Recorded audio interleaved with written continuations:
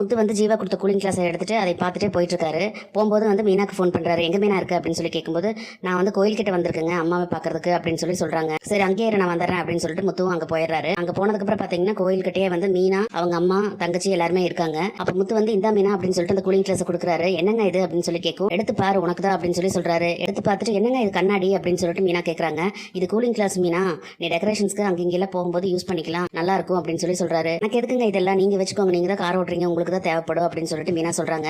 எனக்கும் இருக்குது மீனா, நானும் தான் வச்சிருக்கேன் பாரு அப்படின்னு சொல்லிட்டு அவர் போட்டு காட்டுறாரு. நீயும் போடு அப்படின்னு சொல்லி சொல்றாரு. மீனாவும் அதை எடுத்து போடுறாங்க. மீனோட அம்மா கிட்ட பார்த்துட்டு நல்லா இருக்காத்த அப்படின்னு சொல்லிட்டு கேட்கறாங்க. சூப்பரா இருக்கு மாப்பிள்ள உங்களுக்கு அப்படின்னு சொல்லிட்டு சொல்றாங்க.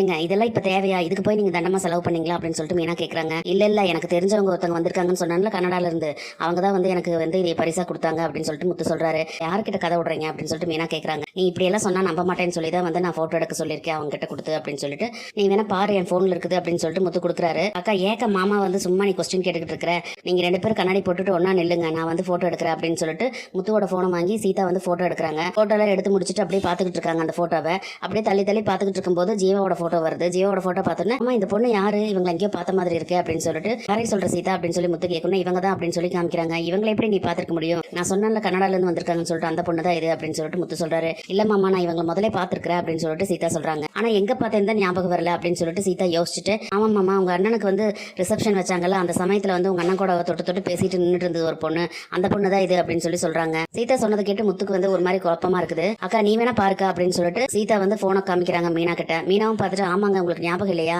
என்ன சீதா சொல்ற, எங்க கல்யாணத்துக்கு அவங்க வந்தாங்களா அப்படின்னு சொல்லிட்டு முத்து கேட்கிறாரு. இல்ல மாமா உங்க அண்ணன் கூட வந்து அக்காக்கு ஒரு தடவை ரிசப்ஷன் நடந்தது இல்ல, அந்த சமயத்துல இவங்க வந்தாங்க, உங்க அண்ணன் கூட நின்று பேசிக்கிட்டு இருந்தாங்க அப்படின்னு சொல்லி சொல்றாங்க.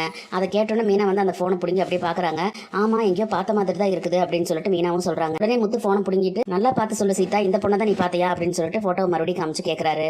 ஆமா மாமா எனக்கு சந்தேகமே இல்ல, அப்ப அவங்களுக்கு ஒரு கால் வந்தது, அவங்க போன் எடுத்து பேசிட்டு இருந்தாங்க, அப்ப அவங்க பேரு கூட ஏதோ சொன்னாங்க, ஜீவான்னு சொன்னாங்க அப்படின்னு சொல்லி சொல்றாங்க.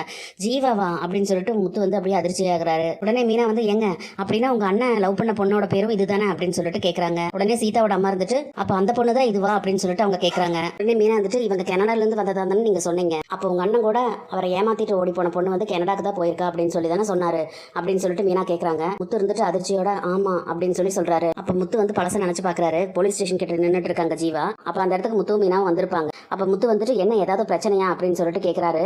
ஆமா ஒரு இது பைசல் பண்றதுக்காக நான் இங்க வந்த போலீஸ் ஸ்டேஷன் வரைக்கும் அப்படின்னு சொல்லிட்டு ஜீவா சொல்றாங்க. எது அந்த லேண்ட் பிரச்சனையா அப்படின்னு சொல்லிட்டு முத்து கேட்கிறாரு.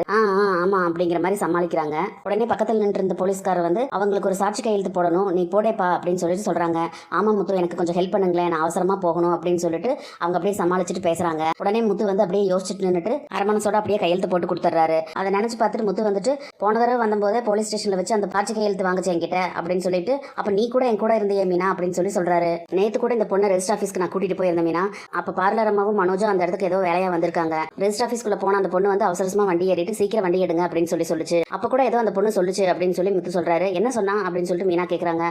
அதான் பார்க்க கூடாதவங்களை பார்த்துட்டேன், சீக்கிரமா வண்டி எடுங்க சீக்கிரம் போகணும் அப்படின்னு சொல்லி சொல்லுச்சு அப்படின்னு சொல்லி முத்து சொல்றாரு. உடனே மீனா வந்துட்டு ஏங்க அப்படின்னா இந்த பொண்ணு தான் உங்க அண்ணன் கிட்ட இருந்து பணத்தை எடுத்துட்டு போன பொண்ணா இருக்குமோ, அவங்கள தான் வந்து உங்க அண்ணா லவ் பண்ணாரோ அப்படின்னு சொல்லிட்டு மீனா கேக்குறாங்க. உடனே சீதா இருந்துட்டு அக்கா டவுட்டே இல்லக்கா, நீங்க சொல்றதெல்லாம் வச்சு பார்க்கும்போது அப்படிதான் தோணுது அப்படின்னு சொல்லிட்டு சொல்றாங்க. அப்ப இந்த கேடிதான் வந்து என்னோட அப்பாவோட காசை எடுத்துட்டு ஓடுனவளா, இவளுக்கு போயா நான் சவாரி ஓட்டிக்கிட்டு இருக்கிறேன் அப்படின்னு சொல்லிட்டு முத்து சொல்றாரு. உடனே முத்து மீனா கிட்ட மீனா ஏதோ ரொம்ப தப்பா இருக்குது மீனா, போன தடவை இந்தியாவுக்கு வந்துட்டு போனதுக்கு அப்புறம் தான் வந்து மனோஜ் வந்து கடை வைக்கிறதுக்கு காசு கிடைச்சிருச்சுன்னு சொல்லிட்டு அந்த கடையை ஆரம்பிச்சான் அப்படின்னு சொல்லி சொல்றாரு. எங்கேயோ இடிக்குது அப்படின்னு சொல்லி கோவமா பேசி நான் போய் அவளை பார்த்துட்டு வந்துடுறேன் என்ன ஏதுன்னு சொல்லிட்டு அப்படின்னு சொல்லிட்டு முத்து அங்கிருந்து கிளம்புறாரு. தீபாவை கையும் களவமா பிடிக்கும் போது தான் வந்து முத்துக்கு எல்லா விஷயம் தெரிய வரும். இனி என்னெல்லாம் நடக்க போகுதுன்னு சொல்லி நம்ம பொறுத்திருந்து பார்க்கலாம் ஃப்ரெண்ட்ஸ். நம்ம வீடியோ பிடிச்சிருந்தா லைக் பண்ணி சப்ஸ்கிரைப் பண்ணுங்க. தேங்க்யூ.